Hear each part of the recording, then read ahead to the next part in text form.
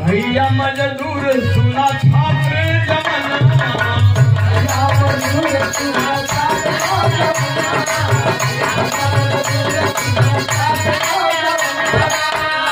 छात्र जवनमा हो छात्र जवनमा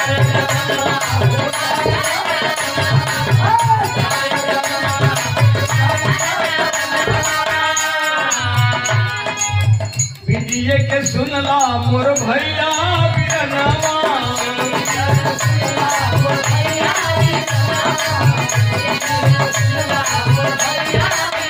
पिछड़ा दलित सुना भाई मुसलमानवा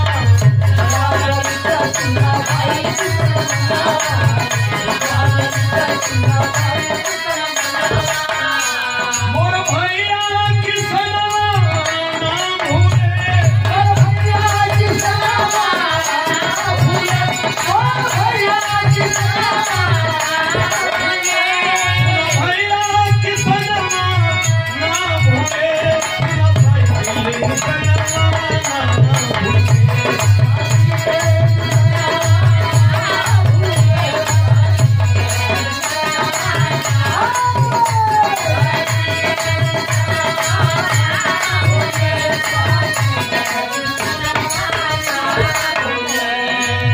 नेता मुलायम सिंह के भूले ना नीतिया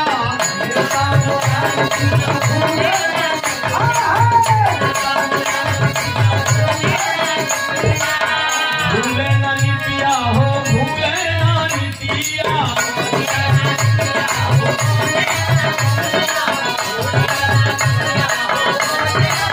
भैया अखिलेश जी से जोड़